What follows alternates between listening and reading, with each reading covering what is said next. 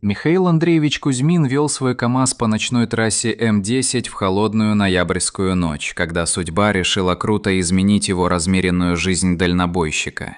52 года за плечами, из них 25 за рулем тяжелых грузовиков на дорогах России. За эти годы он изъездил всю страну от Калининграда до Владивостока, но чаще всего курсировал по привычному маршруту между северной столицей и Москвой. Груз этого рейса был стандартным – мебельный гарнитур для московского торгового центра. Заказчик торопился к открытию после капитального ремонта, поэтому Михаил выбрал ночное время. Меньше пробок на дорогах, быстрее доставка, плюс неплохая надбавка за срочность. Для семейного бюджета каждая дополнительная копейка была важна, особенно с приближением зимы и ростом расходов на отопление. Холодный ноябрьский ветер гнал по дороге первый снег, смешивая его с мелким дождем в неприятную кашу под колесами грузовика. Обогреватель в кабине едва справлялся с промозглым холодом, проникающим через неплотности дверей и окон. Михаил время от времени потирал затекшие плечи и поглядывал на термометр. Температура за бортом опустилась до -3. Радио играло тихо, ночная программа для дальнобойщиков с привычной музыкой и сводками с дорог по всей стране. Где-то под Новгородом коллега сообщал о гололёде, другой предупреждал о ремонтных работах на подъезде к Твери. Знакомый мир людей, живущих дорогой. До Москвы по расчетам оставалось 4,5 часа езды, если не случится ничего непредвиденного. График был плотный, но выполнимый. Михаил планировал к 7 утра быть на месте выгрузки, получить документы и к обеду вернуться домой в Петербург. Но непредвиденное уже происходило. Где-то на 200-м километре от Петербурга, в глухих лесах Тверской области, из глубины машины донесся странный звук. Ни металлический лязг изношенного подшипника, ни визг тормозных колодок, ни скрежет ослабевшего болта. Что-то совершенно другое и непонятное. Мягкий, но отчетливый ритмичный стук, словно внутри заднего правого колеса что-то осторожно перекатывалось и билось о стенки с каждым оборотом. Звук не был агрессивным или угрожающим, скорее напоминал тихую просьбу о внимании. Михаил убавил громкость радио и прислушался внимательнее. Стук повторялся с монотонной регулярностью, становился отчетливее при каждом повороте колеса. За четверть века работы на дорогах он слышал все возможные звуки поломок, от простого спущенного колеса до серьезных проблем с двигателем. Этот звук был другим. В нем не было агрессии металла о металл или предупреждающего скрежета износившихся деталей. Что-то мягкое, возможно органическое, перемещалось внутри колеса и создавало этот необычный ритм. Инстинкт опытного водителя подсказывал, игнорировать подобные сигналы нельзя ни в коем случае. Даже незначительная на первый взгляд неисправность в дальнем рейсе может обернуться серьезными проблемами. Застрять ночью на трассе с тяжелым грузом в холод без возможности быстро вызвать эвакуатор – сценарий, который каждый дальнобойщик старается избежать. Михаил попытался вспомнить, когда мог появиться этот звук. Утром при выезде из дома все было в порядке. Во время загрузки в Петербурге тоже ничего необычного не замечал. Последняя длительная остановка была на стоянке дальнобойщиков, где он провел около часа. Поужинал в кафе, принял душ, проверил крепление груза. Именно там, среди привычной суеты водителей и обслуживающего персонала, его внимание на мгновение привлекла молодая девушка. Она явно выбивалась из общей картины, слишком нервная, постоянно оглядывалась, будто чего-то или кого-то боялась. Одета была не по-зимнему, в легкую куртку, которая плохо защищала от холода. Тогда Михаил не придал этому большого значения. Мало ли какие люди бывают на придорожных стоянках. Но теперь, слушая странный стук в колесе, начал подозревать связь между этими событиями. Стук усиливался, и Михаил принял решение остановиться при первой возможности для проверки. Впереди, у въезда в небольшой придорожный поселок, замаячили яркие огни автосервиса. Неоновая вывеска «Шиномонтаж 24 часа» светилась как маяк спасения в ночной тьме. Современный комплекс с качественными подъемниками и стоянкой для грузовых автомобилей – именно то, что было нужно в такой ситуации. Михаил свернул с федеральной трассы и медленно подъехал к воротам сервиса. Территория автосервиса была залита ярким светом мощных прожекторов, создавая островок цивилизации среди ночной тьмы окружающего леса. Михаил заглушил двигатель и вышел из кабины, чувствуя, как затекшие за долгую дорогу мышцы протестуют против движения. Из небольшого административного здания навстречу ему вышел мужчина лет 40 в синем рабочем комбинезоне с логотипом сервиса. Несмотря на поздний час, он выглядел бодро и готово к работе. Лицо усталое от ночной смены, но взгляд внимательный и профессиональный. «Добро пожаловать. Проблемы с техникой?» – спросил он, подходя ближе и оценивающе оглядывая КамАЗ. «Что-то стучит в заднем колесе. Звук необычный. Раньше такого не слышал», – ответил Михаил, указывая на проблемное место. «Виктор Николаевич», – представился мастер, протягивая руку для рукопожатия. «Владелец этого заведения. А вас как зовут?» «Михаил Андреевич Кузьмин. Везу груз из Питера в Москву». Виктор, понимающе кивнул. За 15 лет работы в автосервисе он повидал тысячи дальнобойщиков и прекрасно понимал специфику их работы. Каждый час простоя означал потерянные деньги и возможные проблемы с заказчиками. «Давайте посмотрим, что у вас там случилось», – сказал он, доставая мощный ручной фонарь. «Сначала проведем визуальный осмотр». Виктор обошел КамАЗ по кругу, внимательно рассматривая все колеса, постучал костяшками пальцев по каждой покрышке, проверяя звук и упругость резины. Особое внимание уделил заднему правому колесу, откуда, по словам Михаила, исходил подозрительный стук. Присев на корточки возле проблемного колеса, мастер приложил ухо к покрышке и попросил Михаила слегка покачать машину. Даже при заглушенном двигателе было отчетливо слышно, как что-то тихо перемещается внутри, ударяясь о стенки при малейшем движении грузовика. «Любопытное дело», – пробормотал Виктор, поднимаясь и отряхивая колени от пыли. «Внутри определенно что-то есть, но, судя по звуку, это не камень и не металлический предмет. Что-то мягкое, возможно, органического происхождения». «Как такое могло туда попасть?» – удивился Михаил. «Вариантов несколько, иногда через небольшие проколы внутрь попадают куски резины, тряпки, даже мелкие животные. Но у вас покрышка внешне целая, без видимых повреждений». Виктор включил подъемник и начал поднимать заднюю часть КамАЗа. Современное итальянское оборудование работало плавно и бесшумно. Через несколько минут колесо оказалось на удобной для работы высоте. «Придется снимать колесо и разбирать», – объяснил мастер, доставая необходимые инструменты. «Только так сможем точно определить причину стука». Процедура снятия колеса заняла около 10 минут. Михаил наблюдал за работой профессионала, попивая горячий чай из принесенного из дома термоса. Ночной воздух был промозглым и неприятным. Хотелось поскорее попасть в тепло. Сняв колесо с оси, Виктор покатил его к специальному станку для разбортировки шин. Оборудование позволяло аккуратно отделить резиновую покрышку от металлического диска без повреждения любого из компонентов. «Сейчас увидим, что там спрятала судьба», – сказал он, запуская станок. Процесс разбортировки занял около 20 минут. Виктор работал осторожно, стараясь не повредить ни покрышку, ни диск. Когда резина наконец отошла от металла, мастер направил луч фонаря внутрь и негромко присвистнул от удивления. К внутренней стороне стального обода была аккуратно прикреплена небольшая водонепроницаемая капсула размером примерно с мобильный телефон. Крепилась она с помощью мощного неодимового магнита и тонкой, но прочной стальной проволоки. «Михаил Андреевич, идите сюда», – позвал Виктор серьезным тоном. «Посмотрите на эту находку».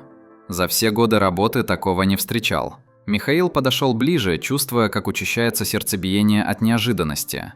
Капсула была упакована профессионально, несколько слоев специальной водонепроницаемой пленки, все швы тщательно проклеены герметиком. Кто-то приложил немалые усилия, чтобы надежно защитить содержимое от влаги и механических воздействий. Виктор осторожно снял капсулу с внутренней стороны обода, стараясь не повредить упаковку. Проволочное крепление было выполнено грамотно, держалось надежно, но при этом не царапало металл диска. Магнит оказался очень мощным, пришлось приложить заметные усилия, чтобы отделить его от стальной поверхности.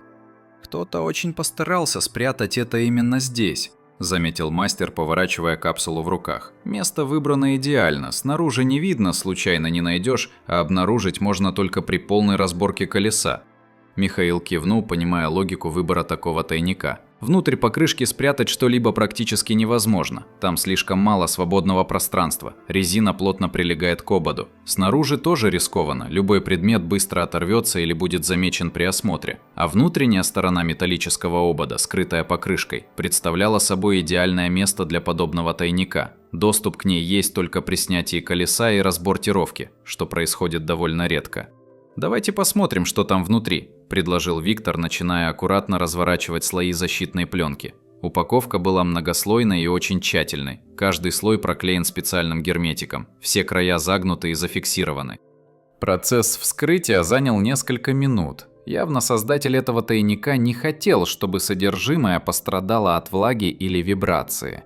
Наконец, последний слой упаковки был снят, и на верстаке оказались 3 предмета.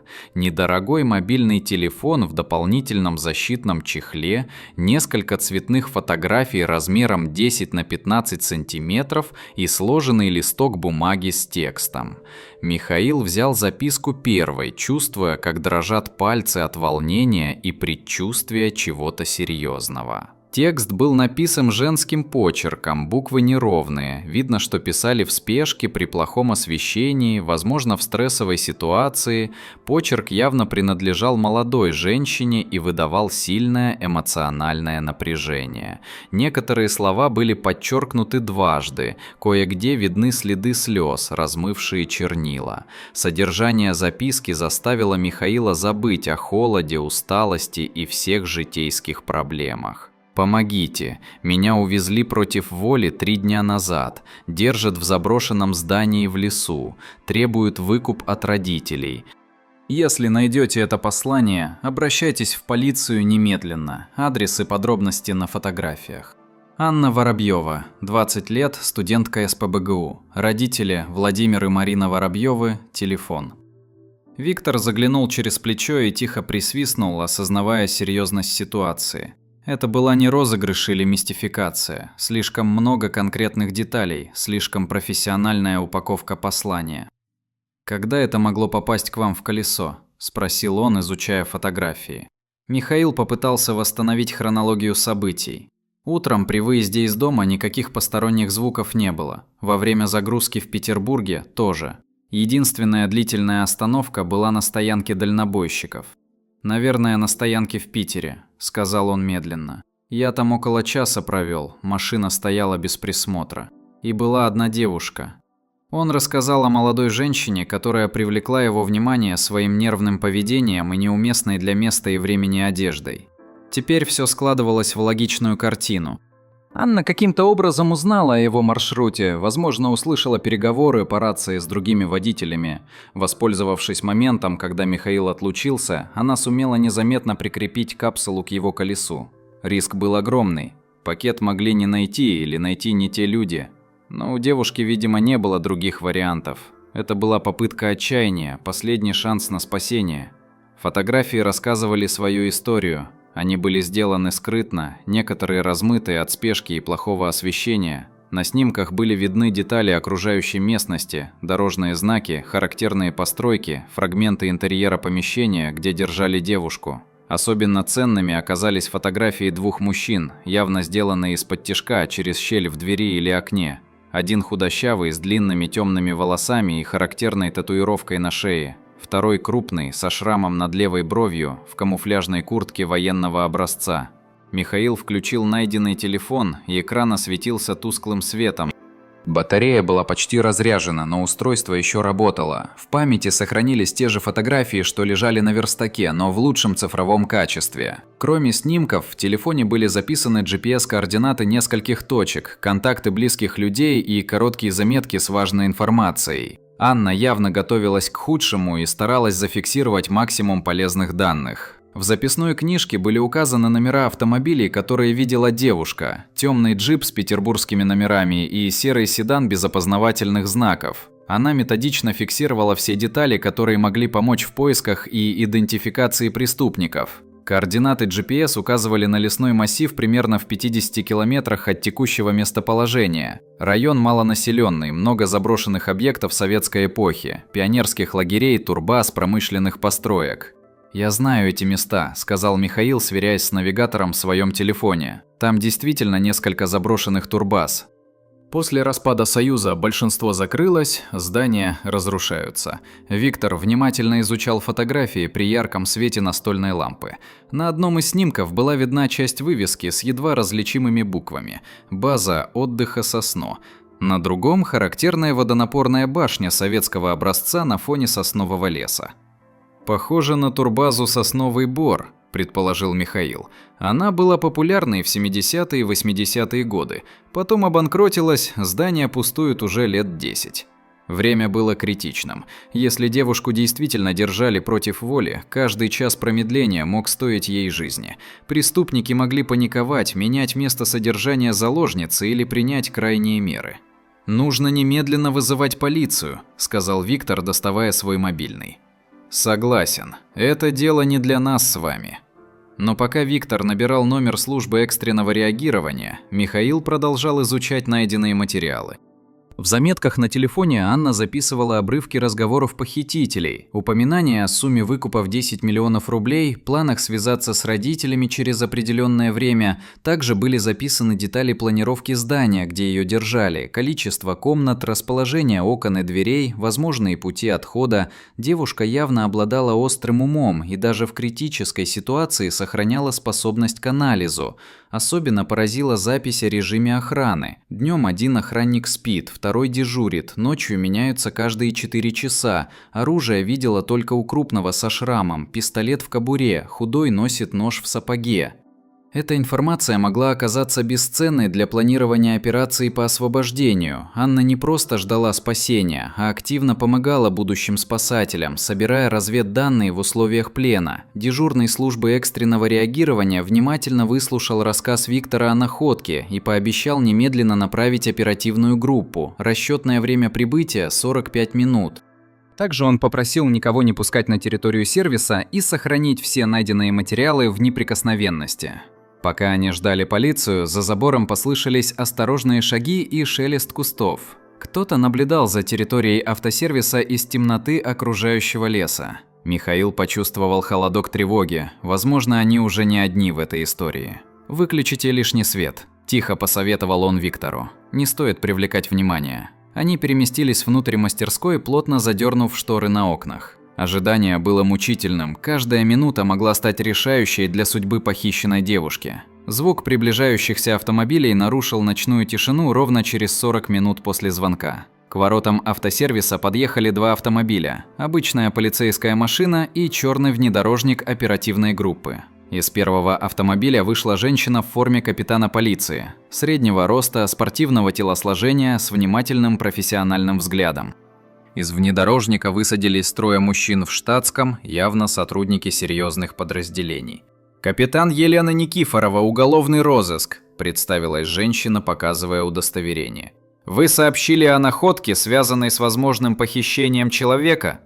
«Да, в колесе КамАЗа обнаружили пакет с телефоном и запиской от пропавшей девушки», – ответил Михаил, проводя группу в мастерскую. Елена Никифорова была опытным следователем с 15-летним стажем работы в уголовном розыске. За эти годы она расследовала сотни преступлений, но история с посланием в колесе грузовика была определенно необычной. Она внимательно выслушала рассказ о находке, изучила содержимое капсулы, сфотографировала все материалы для дальнейшего анализа. Один из оперативников немедленно начал проверку номеров телефонов и автомобилей по базам данных МВД. «Лейтенант, пробейте эти номера машин по базе», – приказала капитан, диктуя номерные знаки с фотографий. Результаты проверки пришли через 10 минут и подтвердили серьезность ситуации. Темный джип был зарегистрирован на Олега Викторовича Петрова, 38 лет, ранее судимого за мошенничество и вымогательство. Серый седан числился в угоне. Заявление о пропаже подал владелец 3 дня назад. «А что у нас с заявлениями о пропавших людях?» – спросила Елена. «Проверяю базу», – отвечал лейтенант, работая с планшетом. «Есть заявление об исчезновении Анны Игоревны Воробьевой, 20 лет, студентка филологического факультета СПбГУ. Заявление подали родители 4 дня назад. Картина становилась все яснее. Профессиональное похищение с целью получения выкупа, использование угнанного транспорта, выбор жертвы из состоятельной семьи. Классическая схема, которую используют организованные преступные группы. «Михаил Андреевич, расскажите подробно про вашу остановку в Петербурге», – попросила капитан. «Каждая деталь может быть важной». Михаил еще раз воспроизвел хронологию событий на стоянке дальнобойщиков. Большая территория, много народу, кафе и душевые, где водители проводят время между рейсами. Его КамАЗ стоял на открытой площадке около часа без присмотра. «Девушка могла услышать переговоры по рации», – размышлял он вслух. «Водители часто обсуждают маршруты, делятся информацией о дорожной обстановке. Поняв, что я еду в сторону Москвы, она рискнула». Риск действительно был огромный, согласилась Елена. Пакет могли не найти или найти случайные люди, которые не поняли бы серьезности ситуации. По GPS-координатам из телефона удалось определить примерное местоположение места содержания заложницы. Лесной массив в 50 километрах от автосервиса, несколько заброшенных объектов, минимальная плотность населения, идеальное место для преступников. Елена связалась по рации с дежурной частью, запросила подкрепление и специальную группу для проведения операции по освобождению заложницы. Если преступники вооружены и готовы к сопротивлению, потребуются профессионалы. «Сколько времени на подготовку операции?» – спросил Михаил. «Час-полтора. Нужно изучить местность, составить план подхода, обеспечить медицинскую помощь и эвакуацию. Каждая минута промедления увеличивала риск для Анны. Преступники могли заподозрить, что их местонахождение раскрыто, и принять меры, перевести заложницу в другое место или в худшем случае избавиться от свидетельницы». «А что, если мы сначала проведем разведку?» – предложил Михаил. «Я хорошо знаю эти места, быстро найдем нужную турбазу, оценим обстановку, а потом уже планируем штурм». Елена задумалась. С одной стороны, по инструкции следовало дождаться подкрепления и действовать строго по протоколу. С другой стороны, время играло против них, а местные знания Михаила могли оказаться бесценными. «Хорошо», – решила она после краткого совещания с коллегами. «Но только разведка, никакой самодеятельности». При малейших признаках опасности немедленное отступление и вызов подкрепления. Через полчаса к автосервису подъехали еще 3 автомобиля. Специальная группа быстрого реагирования под командованием майора Александра Крылова прибыла в полном составе. 12 бойцов в бронежилетах с автоматическим оружием и специальным снаряжением.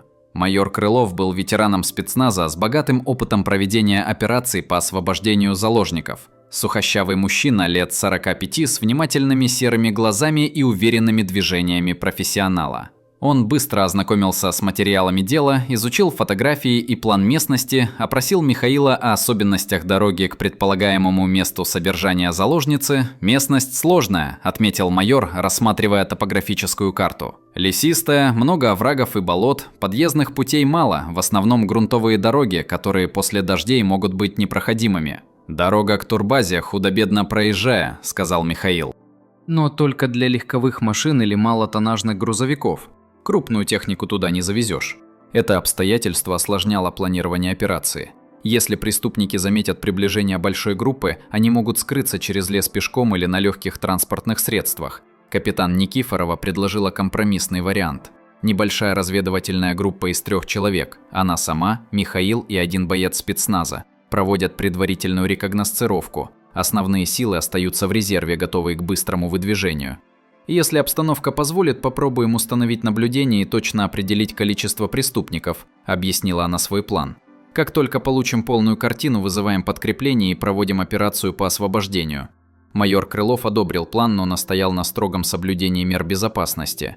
Разведгруппа будет оснащена средствами связи, бронежилетами и оружием для самообороны. При первых признаках обнаружения – немедленное отступление. Михаил чувствовал нарастающее волнение. Обычный рейс превратился в настоящую спецоперацию, где от его знаний и действий зависела жизнь молодой девушки. Ответственность была огромной. «Вы уверены, что хотите участвовать в этом?» – спросила Елена. «Это может быть опасно». «У меня есть дочь примерно того же возраста», – ответил Михаил. «Не смогу себе простить, если не помогу». Подготовка к выдвижению заняла 20 минут. Михаил получил бронежилет и портативную рацию. Елена проверила оружие и снаряжение. Боец спецназа старшина Петров подготовил специальное оборудование для наблюдения. Бинокль с ночным видением и камеру с телеобъективом. Колонна из 3 автомобилей покинула территорию автосервиса в половине 5 утра. Впереди ехал автомобиль разведгруппы. За ним на некотором расстоянии следовали машины основных сил. Дорога к турбазе петляла между сосновых лесов, постепенно сужаясь и переходя с асфальта на утрамбованную грунтовку. Михаил вел осторожно, стараясь не поднимать шума и пыли, которые могли выдать их приближение. Елена изучала план местности на планшете, сопоставляя его с фотографиями из найденного телефона. Каждая деталь могла оказаться важной для успешного проведения операции. Через 20 минут езды они достигли поворота на территорию бывшей турбазы. Полуразрушенный указатель «База отдыха Сосновый Бор» еле держался на покосившемся столбе. Дальше дорога была размыта весенними дождями и заросла высокой травой. «Машины оставляем здесь», – решила Елена. «Дальше только пешком». Разведывательная группа вышла из автомобиля и начала подготовку к пешему переходу. Проверили связь с основными силами, синхронизировали часы, еще раз обговорили план действий. Впереди лежал путь через темный лес к месту, где молодая девушка ждала спасения, не зная, что помощь уже так близко. Но между ними и целью могли находиться вооруженные преступники, готовые на все ради сохранения свободы. Рассвет был еще далеко, но время неумолимо приближало решающие минуты операции, которая могла закончиться как триумфом справедливости, так и трагедией для всех участников. Тропа к заброшенной турбазе была едва различима под толстым слоем опавших листьев и мелких веток. Разведывательная группа двигалась в полной тишине, каждый шаг тщательно выверялся, чтобы не создать лишнего шума. Михаил шел впереди, используя свое знание местности, за ним следовали Елена и старшина Петров. Лес вокруг стоял мертвой тишиной, нарушаемой лишь редким шелестом ветра в кронах сосен. Воздух был холодным и влажным, пах прелыми листьями, хвоей и той особой сыростью, которая всегда сопровождает заброшенные места.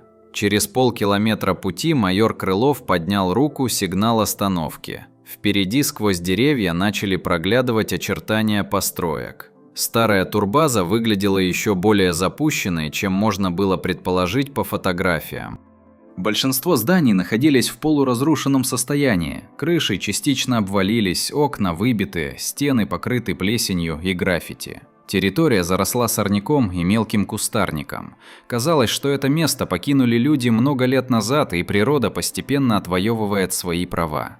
Но в одном из домиков, наиболее сохранившемся, горел тусклый свет в окне. Рядом стояли два автомобиля – темный джип и серый седан, точно соответствующие описаниям из найденных материалов. Сомнений не оставалось, они нашли нужное место. Старшина Петров достал бинокль с ночным видением и начал изучать обстановку. В зеленоватом свете прибора были хорошо различимы детали, невидимые невооруженным глазом. «Вижу движение в здании», – тихо доложил он. «Два человека. Один сидит у окна, возможно, на страже. Второй перемещается по комнате. А заложницу видите? Пока нет, но в комнате горит свет, и там кто-то есть. Возможно, она находится в другой части здания».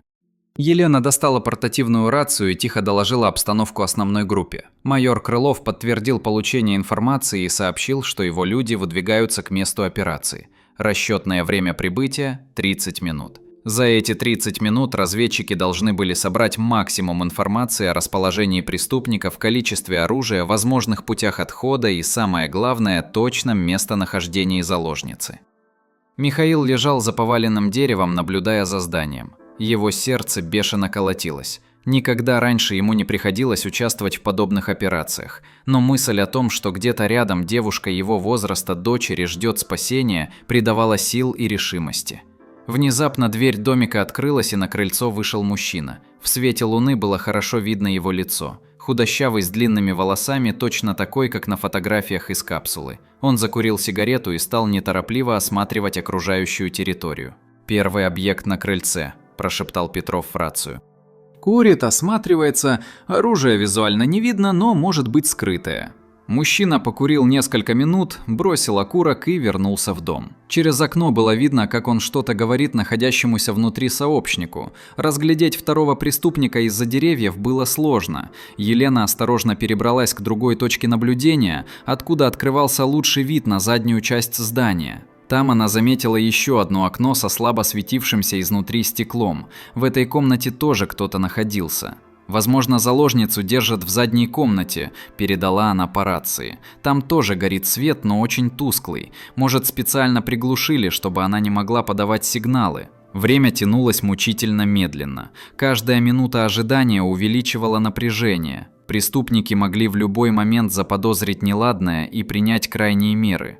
А может, они уже знали о приближении полиции и готовились к обороне или бегству. Наконец, в наушниках прозвучал долгожданный сигнал. Основная группа на позиции. Готовы к началу операции. Майор Крылов и его бойцы бесшумно окружили здание, заняв выгодные позиции для штурма. «Последняя проверка», – передал майор. «Сколько противников визуально подтверждено?» 2 в основном здании, возможно, 3 в задней комнате с заложницей», – ответила Елена. «Понял. Начинаем операцию по освобождению через 2 минуты. Всем соблюдать осторожность. Жизнь заложницы приоритетна». Михаил сжал рукоятку выданного ему пистолета, хотя надеялся, что применять его не придется. Он был здесь как проводник и консультант, но в случае необходимости был готов защищать себя и помогать спасателям. Штурм начался внезапно и стремительно. По команде майора Крылова бойцы спецназа одновременно атаковали здание с нескольких направлений. Входная дверь была выбита тараном, окна разбиты специальными гранатами, создающими ослепляющую вспышку и оглушающий звук. В первые секунды операции преимущество было полностью на стороне штурмовой группы. Преступники, застигнутые врасплох, не успели оказать организованного сопротивления. Худощавый мужчина, который недавно курил на крыльце, попытался схватить лежащий на столе пистолет, но был обезврежен, прежде чем успел его поднять. Второй преступник, более крупный, со шрамом над бровью, оказался в задней комнате здания.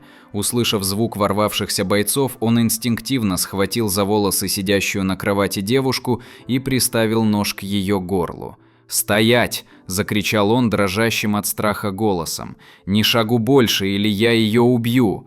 Анна Воробьева выглядела измученной после нескольких дней плена.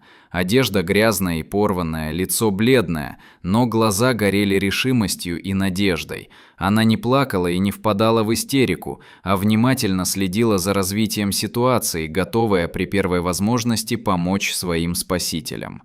Старший штурмовой группы сержант Морозов медленно поднял руки, демонстрируя отсутствие агрессивных намерений. За долгие годы службы он участвовал в десятках подобных операций и знал, как вести себя с паникующими преступниками. «Спокойно», – сказал он ровным голосом. «Никто никого убивать не собирается. Давайте решим это мирно. Что вы хотите?» «Чтобы вы все убрались отсюда!» – выкрикнул преступник. «Дайте мне машину и свободный проезд, тогда отпущу девчонку». В это время снайпер, занявший позицию на соседнем здании, уже прицелился в голову захватчика через окно. Один выстрел мог моментально решить проблему, но риск попадания в заложницу был слишком высок. Майор Крылов принял решение попробовать переговоры. Время работало на спасателей. Чем дольше длилась ситуация, тем больше преступник нервничал и совершал ошибки. «Как вас зовут?» – спросил он, входя в комнату с поднятыми руками. «Сергей», – после паузы ответил мужчина. «Сергей Петров». «Сергей, я майор Крылов. Давайте поговорим как взрослые люди. Вы понимаете, что окружены и шансов на побег нет. Единственный способ избежать дополнительных обвинений – отпустить девушку и сдаться добровольно». «Не дурачьте меня», – Петров крепче сжал рукоятку ножа. «За похищение человека мне светит лет 10, а если я ее убью, то пожизненно. Какая мне разница?» Анна понимала, что ситуация критическая. Преступник на грани паники, а паникующий человек с ножом в руках крайне опасен. Нужно было что-то делать, но малейшее неверное движение могло стоить ей жизни. Внезапно она вспомнила совет из курса самообороны, который посещала в университете. Если нападающий держит нож у горла, самое главное – не дать ему перерезать артерии. А для этого нужно в критический момент резко наклонить голову вперед и в сторону. «Сергей», – продолжал майор Крылов, медленно приближаясь, – «подумайте о своей семье. У вас есть дети? Родители? Как они переживут, если вы совершите убийство?» «Заткнись!» – закричал преступник. «Не лезь в мою жизнь!» Но эти слова подействовали. Анна Петров на мгновение задумался, и его хватка слегка ослабла. Анна почувствовала это и резко дернула головой вперед, одновременно локтем ударив похитителя в солнечное сплетение. Этих секунд хватило снайперу для точного выстрела. Пуля попала преступнику в плечо, заставив его выронить нож и отпустить заложницу. Анна упала на пол и тут же отползла в угол, освобождая поле деятельности для спецназовцев. Сергей Петров был быстро обезврежен и получил первую медицинскую помощь. Ранение оказалось серьезным, но не смертельным. Его товарищ, Олег Петров, уже сидел в наручниках под охраной 2 автоматчиков. Анна была свободна. Кошмар, длившийся 4 дня, наконец закончился. Она дрожала от пережитого стресса, но в глазах светилась благодарность к людям, рискнувшим жизнью ради ее спасения. Медицинская бригада, прибывшая вместе со спецназом, немедленно занялась осмотром освобожденной заложницы. Анна была истощена, обезвожена, на руках и ногах виднелись следы от веревок, но серьезных травм не было. Главными проблемами оказались психологический шок и общее физическое истощение. «Как вы себя чувствуете?» – спросила врач, измеряя пульс и артериальное давление. «Нормально», – слабым голосом ответила Анна. «Главное, что это кошмар закончился». Пока медики занимались девушкой, майор Крылов допрашивал задержанных преступников. Олег Петров, старший брат и организатор преступления, пытался изображать непонимание происходящего, но улики были слишком очевидными. «Мы ничего не делали плохого», – утверждал он. «Просто приютили девушку, которая попросила о помощи». «А выкуп в 10 миллионов рублей тоже из гуманных соображений требовали?» – саркастически уточнил майор. Сергей Петров, младший брат, оказался более откровенным. Боль от ранения и осознание безнадежности ситуации заставили его рассказать всю правду. Братья Петровы вместе с третьим сообщником, которого звали Максим Крылов и который сумел скрыться во время штурма, планировали преступление несколько недель. Они выбрали Анну как дочь состоятельного бизнесмена, изучили ее маршруты и привычки.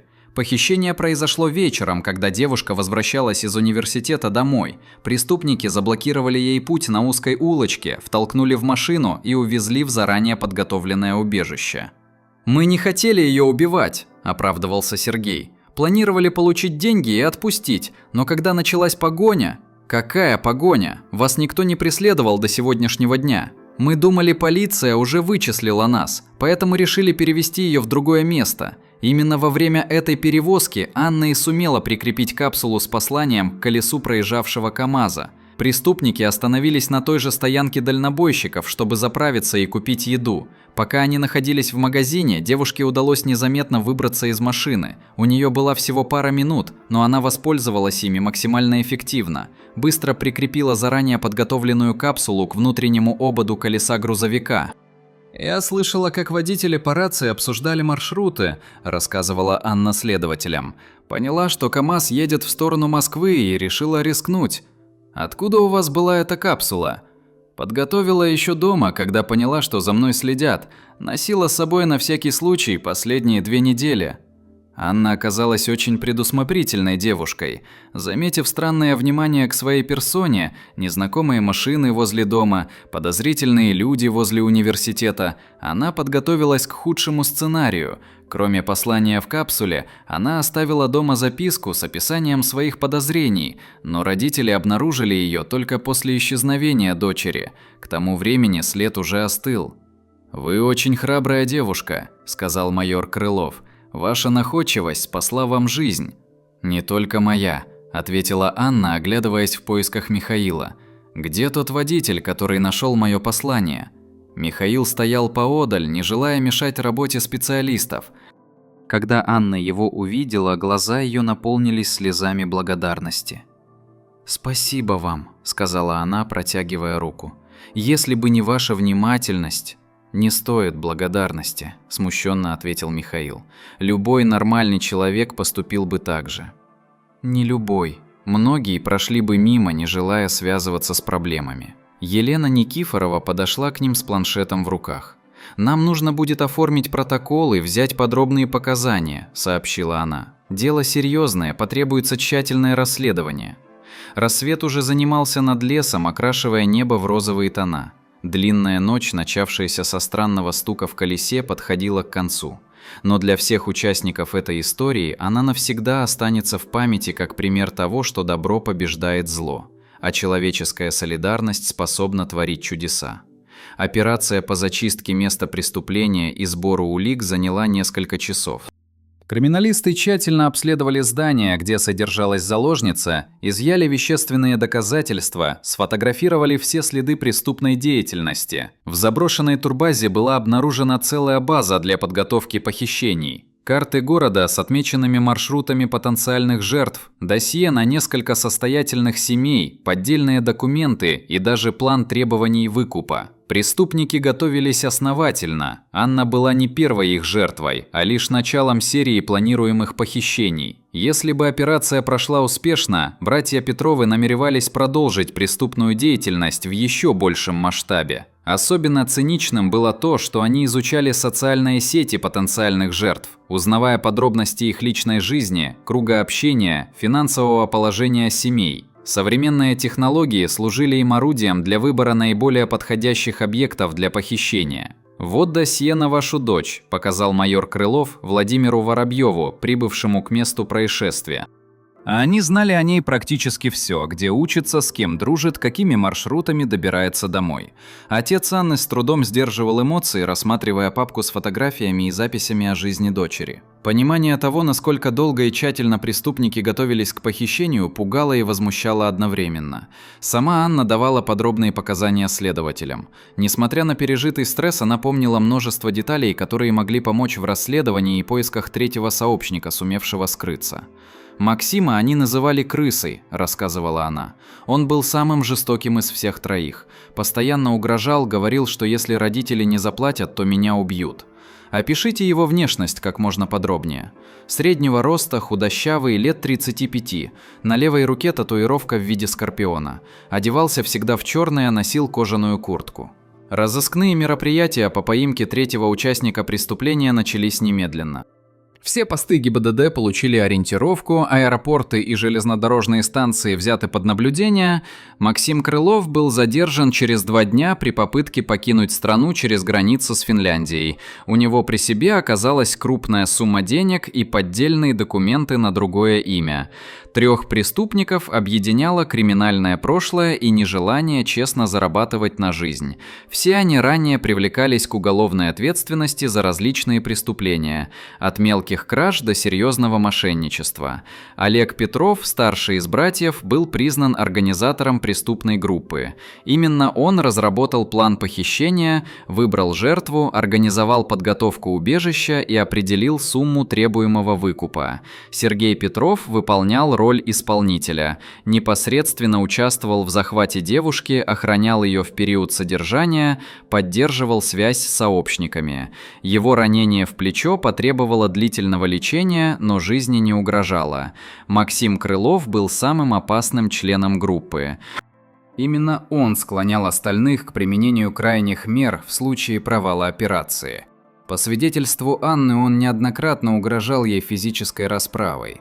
Следствие установило, что преступники рассчитывали получить выкуп в течение недели, после чего планировали покинуть страну и скрыться за границей. Деньги должны были быть переведены на счета в зарубежных банках, что затруднило бы их возврат. «Мы готовились к этому полгода», – признался во время допроса Олег Петров. Изучали опыт зарубежных похитителей, анализировали их ошибки, разрабатывали собственные методы.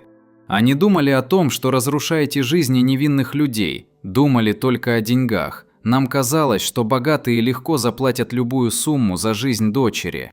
Циничность преступников поражала следователей. Они воспринимали похищение человека как обычную коммерческую операцию, не задумываясь о моральной стороне своих действий. Родители Анны подали гражданский иск о возмещении морального вреда.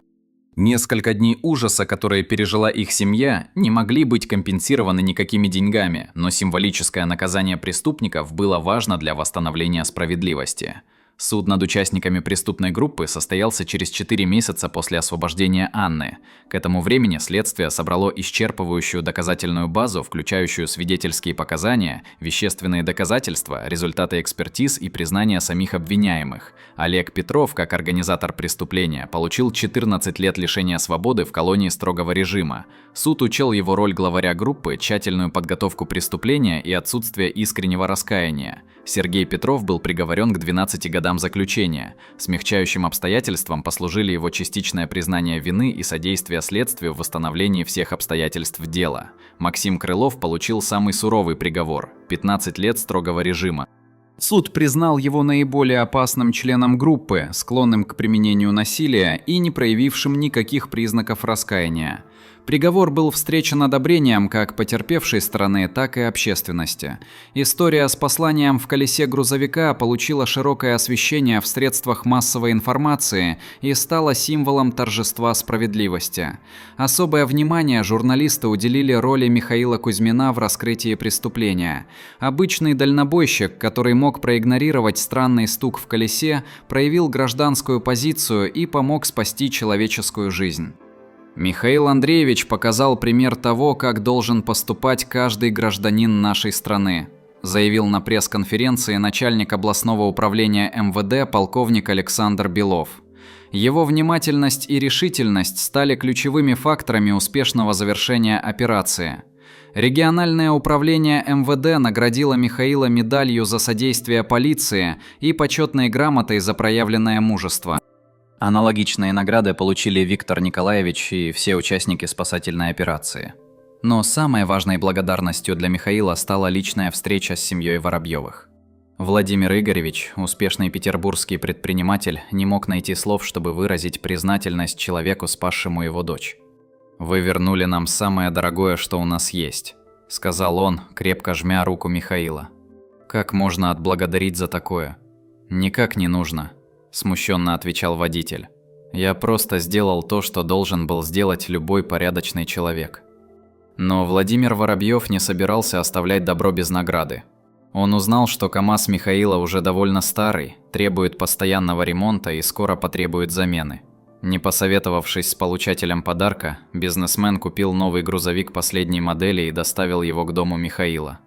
«Это слишком дорого», – пытался возражать Михаил. «Я не могу принять такой подарок. Для меня жизнь дочери дороже любых денег», – ответил Воробьев. «А новая машина поможет вам лучше зарабатывать и обеспечивать семью». После долгих уговоров Михаил согласился принять подарок. Новый КАМАЗ действительно был намного лучше старого. Экономичнее, надежнее, с комфортной кабиной и современным оборудованием. Виктор Николаевич тоже не остался без внимания благодарной семьи. Воробьев заказал у него полную модернизацию автосервиса.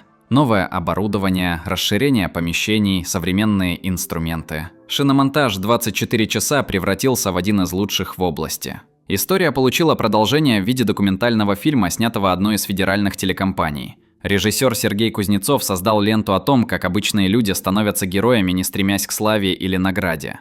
Эта история показывает, что в нашем обществе еще живы традиции взаимопомощи, объяснял он замысел фильма. Михаил Андреевич мог проехать мимо, не обращая внимания на странный стук, но он остановился, разобрался, помог. Вот что отличает настоящего человека. Фильм был показан в прайм-тайм и получил высокие рейтинги. Многие зрители писали, что история заставила их пересмотреть свое отношение к окружающим людям и быть более внимательными к чужим проблемам. Анна полностью восстановилась после пережитого стресса и успешно закончила университет. Она выбрала специализацию по психологии экстремальных ситуаций и теперь помогает другим жертвам преступлений справляться с травмами. «Мой опыт показал, что даже в самой безнадежной ситуации нельзя сдаваться», – говорила она на встречах со студентами. «Всегда нужно искать способы спасения и верить в то, что помощь придет». Семья Кузьминых и семья Воробьевых стали близкими друзьями. Они регулярно встречаются, отмечают дни рождения и праздники. Для всех них эта история стала важным жизненным уроком о силе добра и человеческой солидарности. Прошло 2 года с момента тех драматических событий на трассе М10. Жизнь всех участников истории вошла в спокойное русло, но память о пережитом осталась навсегда и продолжала влиять на их решения и поступки. Михаил Андреевич продолжал работать дальнобойщиком, но теперь на своем новом КАМАЗе, который стал не просто средством заработка, а символом человеческой благодарности и проявления лучших качеств души. За 2 года эксплуатации машина полностью оправдала ожидания. Экономичная, надежная, комфортная. Благодаря новому грузовику он мог брать более дальние и выгодные рейсы, что положительно сказалось на семейном бюджете.